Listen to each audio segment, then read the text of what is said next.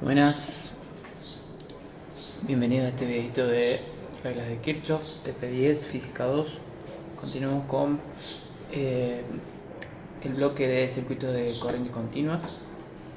En el TP9 vimos conceptos de corriente, resistencia, conductividad, ley de Ohm, ley de Joule, vimos potencia disipada en una resistencia, resolvimos circuitos, vimos cómo se asociaban las resistencias en paralelo y en serie, y este TP10 viene a complementar ese TP9 para resolver ejercicios que son un poquito más complejos, ¿sí?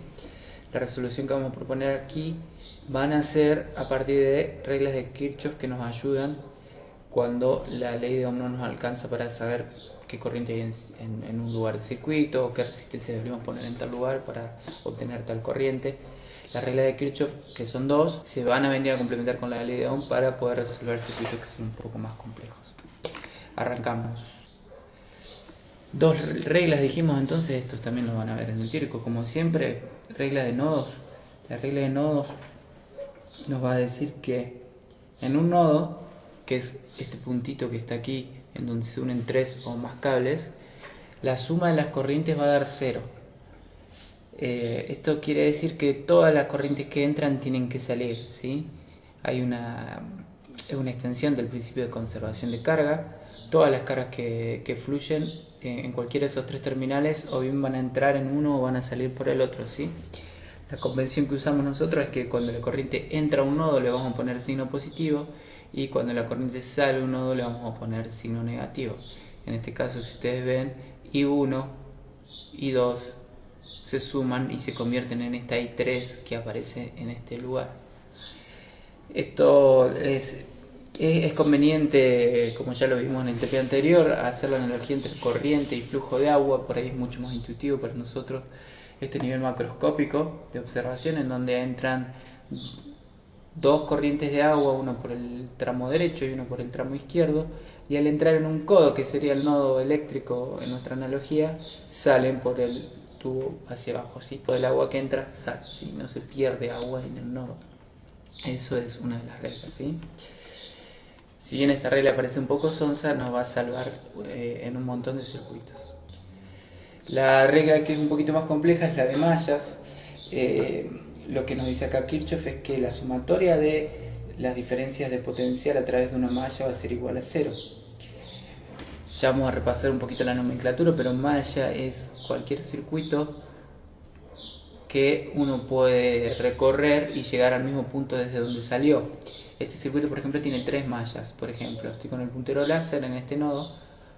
Esto sería una malla. ¿Por qué? Porque yo puedo salir y volver al mismo lugar desde donde salí sin pasar dos veces por el mismo lugar, claro. Una segunda malla podría ser esta. Y una tercera malla, esta. Uy. Vuelvo con el ejemplo porque apreté un clic sin querer. Esa sería la tercera malla, la malla más grande, ¿sí?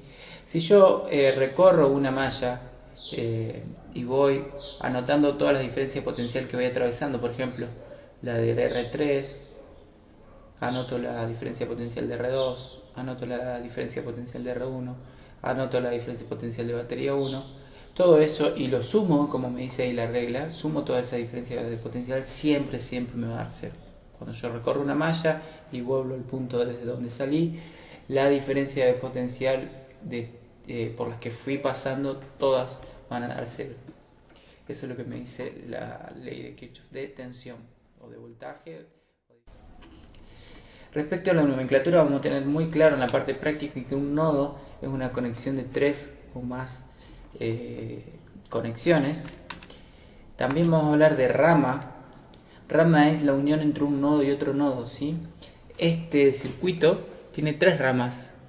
Tiene esta rama que está seleccionada con esa llave, también tiene esta rama que va de este nodo, pero atraviesa R1, batería 1 y llega a este nodo. Y una tercera rama que podría ser esta, que atraviesa R2 y atraviesa R3 y llega al nodo, ¿sí? ¿Por qué nos va a servir a nosotros saber lo que son las ramas? Porque en cada rama que detectemos va a haber una sola corriente, una y una única corriente. Si este circuito tiene 3 ramas, tiene 3 corrientes. malla. Entonces, repetimos lo que dijimos, es cualquier circuito en donde uno puede salir desde un punto y volver al mismo punto sin pasar dos veces por el mismo lugar, ¿sí? Pasar dos veces por el mismo lugar sería, por ejemplo, esto. Yo salgo por acá, perdón, por ejemplo, arranco en esta esquina. Subo, bajo, bajo, salgo por acá, salgo por acá, salgo por acá, pero para poder llegar al mismo punto de salida debería pasar de vuelta por aquí. Eso no es una malla porque pasé dos veces por R4. Cuando nosotros anotamos esto que les decía, que en la segunda ley de Kirchhoff vamos atravesando diferentes caídas de potencial o subidas, depende de cómo esté, nosotros lo vamos a ir anotando en una sumatoria, así horizontalmente. Pasé por una R, pasé por una fuente, pasé por otra R, pasé por otra fuente. Bien, ¿qué es lo que vamos a ir anotando? Cuando atravesemos una fuente, vamos a anotar directamente el potencial de la fuente, porque esa es la diferencia de potencial que hay al atravesar la fuente. Si yo, cuando estoy recorriendo el circuito, lo estoy atravesando como dice acá la flechita de izquierda a derecha, el sentido es positivo en el que voy a anotar. ¿Por qué? Porque yo cuando paso de este punto de la izquierda a este punto de la derecha, estoy yendo de un lugar de menos potencial a uno de más. Entonces, cuando ingreso el número en mi ecuación, es un punto de mayor potencial. En el caso de la izquierda, cuando yo estoy recorriendo de derecha a izquierda, voy a pasar de un punto de mayor potencial a uno de menor potencial, y entonces el signo que entra en mi ecuación va a ser negativo. El signo de la resistencia va a depender de cómo circula la corriente. En el caso anterior no importa si la corriente va de izquierda a derecha o de derecha a izquierda. Aquí en la resistencia sí. Y lo que nosotros vamos a tener que primero detectar es dónde está el polo positivo, si se quiere, de la resistencia, el negativo, sabiendo cómo va la corriente.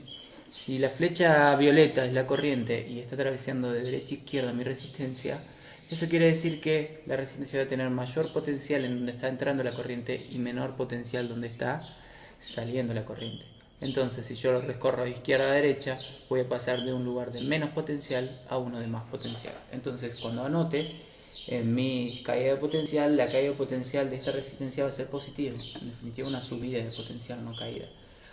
Y además del TP9 sabemos que la diferencia de potencial en una resistencia es I por R por la ley de Ohm. El último caso que nos queda es si yo la recorro pasando desde el polo positivo al polo negativo de la resistencia, tendría que notar menos I por R porque estoy pasando de un lugar de mayor potencial a uno de menor. La segunda ley de Kirchhoff, vamos atravesando diferentes caídas de potencial o subidas de... Bien, en esta filmina vamos a ver un circuito y vamos a tratar de resolverlo con esto que estamos viendo. Esto es un ejemplo. En este circuito entonces que estábamos hablando de 3 mallas, 3 ramas, 2 nodos, tenemos 4 resistencias y una fuente, una FEM. Nos pregunta, a partir del circuito de la figura, calcula las corrientes I en R1, I en R2 e I en R3 y la tensión en R1 y en R4. Lo vamos a tratar de resolver con leyes de Kirchhoff. Con ley de Ohm este circuito podría resolverse también. No es un circuito donde solamente tengamos que usar Kirchhoff, pero bueno, estamos aprendiendo eso, así que vamos a ir por ese lado. Ya vamos a ver más adelante cómo las técnicas de resolución se complementan entre sí y siempre vamos a tratar de elegir la más eficiente, la que nos produzca menos cálculo, la que nos produzca mejor certidumbre de los resultados. Acá vamos a ver una especie de receta. La receta la recomendamos solamente porque estamos iniciándonos en el método. La idea siempre es tener una idea crítica de lo que estamos haciendo. Responder a una receta tiene que ver algo no crítico, sino como estar siguiendo un mecanismo sin estar pensando en lo que estamos haciendo. Esta receta la vamos a proponer para un inicio y a medida que vayamos haciendo los ejercicios cada vez va a cobrar más sentido la cuestión física que está sucediendo de fondo. Entonces, ¿cómo sería esto si nosotros nos planteamos un mecanismo ordenado que nos sirva para cualquier ejercicio? Primero, tenemos que encontrar cuántas corrientes hay. En este sistema hay una por rama. Entonces, como dijimos, hay tres ramas, hay tres corrientes. Si evaluamos el nodo superior, podríamos llamar I1 a la izquierda arriba, I2 a la derecha arriba, y I3 la central. Fíjense que hay ejercicios en donde ustedes le va a decir cómo están las corrientes o cómo se quiere que se resuelvan las corrientes, y hay algunas que no. Entonces, repito, cuando no estamos con las corrientes indicadas en nuestros ejercicios, lo que vamos a tener que hacer nosotros es indicarlas, y lo que vamos a hacer va a ser indicarla para el lado que querramos, ¿sí? Aleatoriamente. No hay problema del sentido que elijamos a priori, porque después, siempre y cuando respetemos todos los signos y todos los sentidos, al final el resultado va a dar los sentidos verdaderos de las corrientes.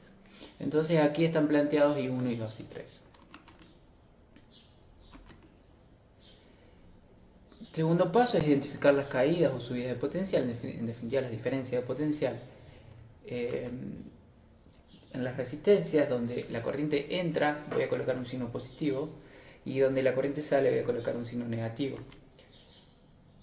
En la FEM, voy a utilizar la polaridad de la FEM. No me voy a fijar cómo va la corriente, sino que directamente me voy a fijar dónde está el polo positivo de la batería. Entonces, por ejemplo, la FEM, que es la más fácil, tiene un polo positivo arriba y uno abajo, porque así está configurada la batería. Sin embargo, por ejemplo, R4, que lo atraviesa I3 de abajo hacia arriba, tiene un signo más abajo, porque aquí es donde está entrando la corriente y aquí es donde está saliendo, entonces tiene un menos ahí. R3 tiene I2 que circula de esta manera, y donde entra I2 hay un signo positivo, y donde sale hay un signo negativo. Así con todas las resistencias. Cada uno de los elementos tiene que tener su signo.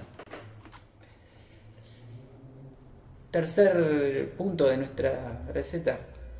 Identificamos mallas y recorremos. Aquí vamos a identificar dos mallas. La tercera malla no tendría sentido ponerla aquí porque es linealmente dependiente con las otras. Hay una cuestión matemática y de las ecuaciones que se van a cancelar. Estas dos mallas son linealmente independientes, así que podemos tomar estas dos, y lo que vamos a hacer va a ser recorrerlas planteando la ecuación de la segunda ley de Kirchhoff. Bien, ahí la nota es que el sentido de recorrer es arbitrario, no tiene que coincidir necesariamente con el sentido de la corriente. De hecho, fíjense que, por ejemplo, el sentido que elegí para esta malla 1 está de acuerdo con el sentido de 1, pero no está de acuerdo con el sentido de 3. Bien, en este caso también va a estar en la malla 2, y el sentido de recorrido son iguales en este caso. Pero bien, no tiene que haber una relación entre los sentidos, no es necesario, quiero decir. Ahora sí, punto 4, recorro. No, punto 4 no, estamos todavía en el punto 3, recorro. Cuando yo recorro, me queda esta ecuación. ¿Por qué me queda esta ecuación? ¿Por qué? Porque al arrancar pasé por la batería de 9 voltios, entonces anoto esa diferencia potencial. Es más 9 voltios, ¿por qué? Porque paso de un menos a un más. Siempre, como regla, voy a tomar el signo por el que estoy saliendo del elemento para colocarlo en la ecuación. Entonces, 9 voltios, sigo recorriendo, acá me va a quedar una caída de potencial que va a ser menos I1 por R1. Si yo sigo recorriendo mi malla, tengo una subida de potencial, me va a quedar más I3 por R4. Llego al punto donde salí, entonces, y vuelvo a cero mi ecuación. Bien, siempre tengan en cuenta que la resistencia va a producir una diferencia de potencial debido a la corriente que la atraviesa. Fíjense que R1 lo atraviesa I1, entonces está I1 en la ecuación, y R4 lo atraviesa I3. Es un error muy común, por ejemplo, en este caso, ponerle I1 a esta resistencia 4, porque vienen así recorriendo y dicen I1, tú le pones I1 a esto. Es un error, I1 no recorre I4, R4, ¿sí? Solo recorre esta rama. Después llega a este nodo, se parte y cambia de nombre. Si recorro la malla 2, obtengo este resultado. Aquí no hay FEM. Como está planteado ahí, la ecuación sale de este nodo de arriba, me queda menos I2 por R2, menos I3 por R3, menos I3 por R4. Repito porque no sé si lo dije bien, ahora lo voy a decir bien. Recorro, me queda menos I2 por R2, sigo menos I2 por R3, menos I3 por R4. Tengo esas dos ecuaciones. Si ustedes observan esas dos ecuaciones van a tener tres incógnitas, que son las tres corrientes. Un sistema de dos ecuaciones con tres incógnitas no se puede resolver para llegar a un número. Entonces necesitamos una ecuación más. La ecuación que siempre nos termina cerrando nuestro sistema de ecuaciones es la de los nodos. Entonces, si yo planteo la ecuación en este nodo, tengo I1 menos I2 porque I2 está saliendo, más I3 porque I3 está saliendo, y esto me da igual a 0. Ya tengo mis tres ecuaciones que conforman un sistema de ecuación con tres incógnitas. Paso 5, entonces, resolver este sistema de ecuaciones. Este sistema de 3×3 se puede resolver de muchas maneras, con muchos métodos matemáticos que han visto en álgebra o que inclusive se han visto a nivel secundario, en donde se resuelven ecuaciones con sustitución, resolución por igualación. Bien, no hay problema con lo que elijan, así que lo pueden resolver de la manera que ustedes quieran, con matrices, determinantes, inclusive si tienen una calculadora que lo pueda hacer. Lo que estábamos planteando con Agustín, también era con otro profe, era que ustedes puedan armarse una tableta de Excel en donde tengan automatizadas las ecuaciones necesarias para resolver esto. Los alentamos a que hagan ese procedimiento. Entonces, cuando tienen esa tablita, lo único que ingresan después son los valores de los coeficientes y pueden salir con la resolución.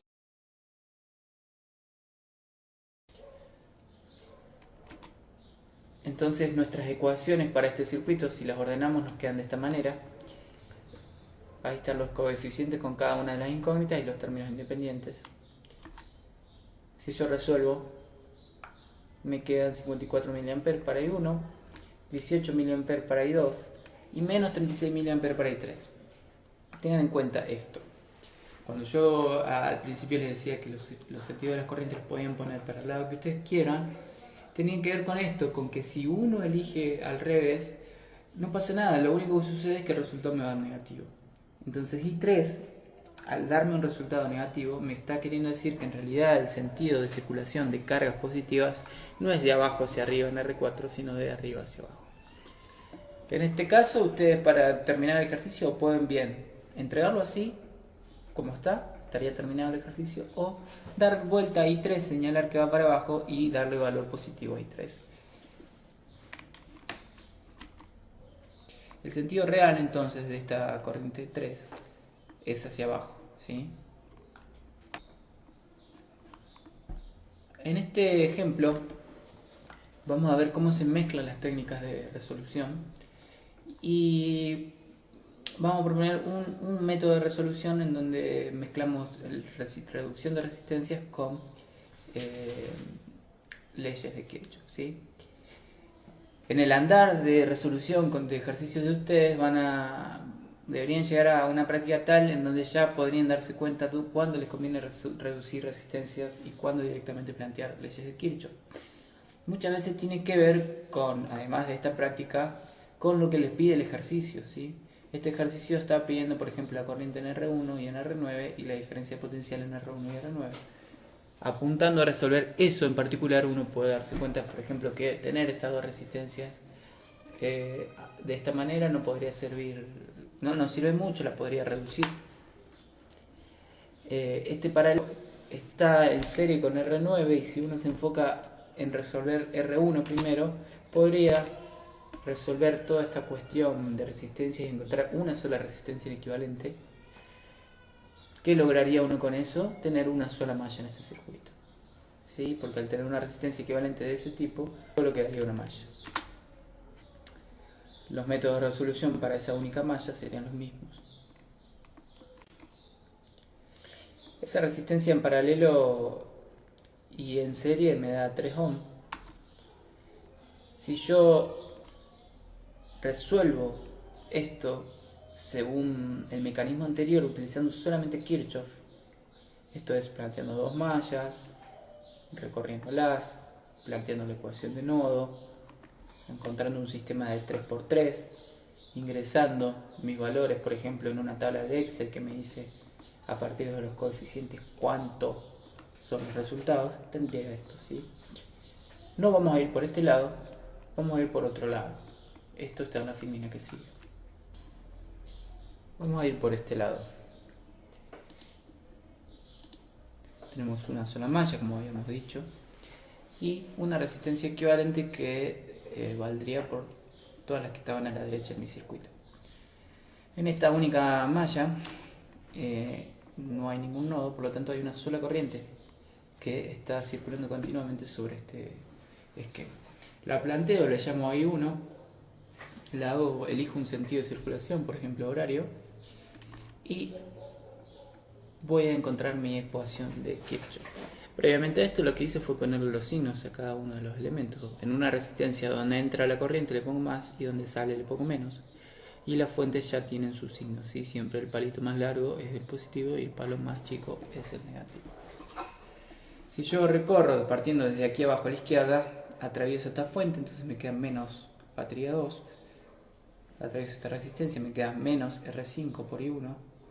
Atravieso esta batería, me queda más batería 1.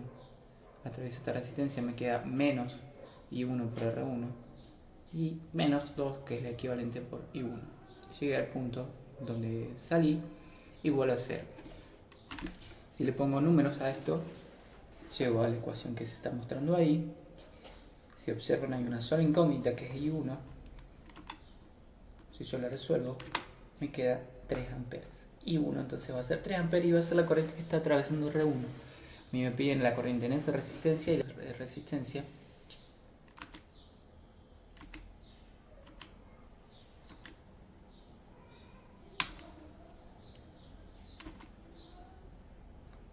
Y salvando los errores de la animación, lo que resulta es, estamos aquí abajo, perdón, se repitió la animación, tenemos una corriente de 3 amperes en R1 y la caída de tensión, la diferencia potencial en esa resistencia es de 12 volts, I por R.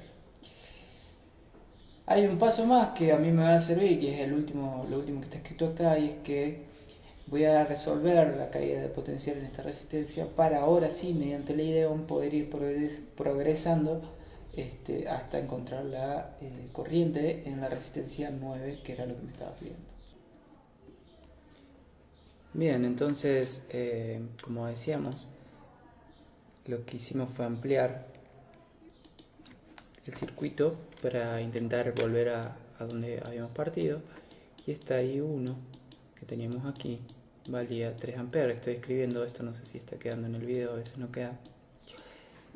Ese I1 entonces era 3 amperes, que se va a partir en dos corrientes, I2 e I3. Bien, estoy escribiendo en este momento, me parece que esto no va a quedar en el video. Sí va a quedar el resultado final, pero no mientras estoy escribiendo. Entonces, al abrir este circuito y esa resistencia equivalente volver al paralelo inicial donde estaba, me queda una de 3 con una de 6. Yo había sacado que tenía 6 voltios en esa resistencia equivalente, y por ley de Ohm, como yo tenía 6 voltios en esa resistencia anterior, de la filmina anterior, y ahora abrí el paralelo, en cada una de las resistencias en paralelo va a haber 6 voltios también, por regla de resistencia en paralelo. Entonces la de 3 ohm va a tener 6 voltios y la de 6 ohm también. Como yo ya en cada resistencia sé cuánta caída de tensión hay y cuánto vale la resistencia, puedo calcular la corriente que hay a través de ella. En el caso de la de 6 voy a tener una I2 que vale 1 amper, y en el caso de la de 3 voy a tener una I3 que vale 2 amperes. Y fíjense que 1 amper más 2 amperes me da los 3 amperes, que es la otra ley de nodos, ¿sí? Entonces, cuando yo... ¿Por qué me queda el circuito este que está acá abajo en la filmina? Porque este es el circuito inicial, ¿bien? Y por aquí va a entrar I3, ¿sí? I3 se va a abrir en un principio para atravesar R6 y R7, pero luego va a volver a ser y 3 cuando atraviesa R9. Entonces a mí me están pidiendo la corriente en R9 y la caída de potencial en R9. No es necesario que yo vuelva a hacer un paso más y abrir ese paralelo porque ya estoy en condiciones de resolverlo. Esto es un poco lo que yo les decía, que a medida que ustedes van resolviendo circuitos, van logrando esta estabilidad, ¿sí? Por ahí intuitivamente en un principio quizás hubieran abierto el paralelo, hubieran llegado al final. Ahora yo